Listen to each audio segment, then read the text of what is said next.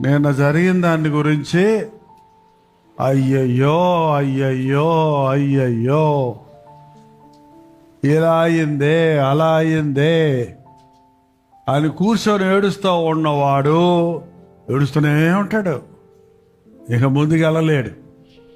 నిన్నటిది నువ్వు ఎంత ఏడిసినా రాదు, నిన్న మళ్ళీ రాదు మన బతుకులో. కాబట్టి నిన్నటి దాని గురించి దిగులు పడుతూ ఉండొద్దు.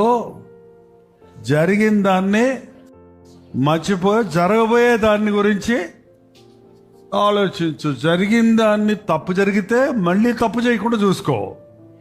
జరిగిన దాంట్లో నష్టం కలిగితే మళ్ళీ ఆ నష్టం రాకుండా జాగ్రత్త పడు. You learn lessons from your failures. ఒక కప్ప ఆ నూతులో నుండి రోజు ఎక్కుతుంటుందంట పైకి. 3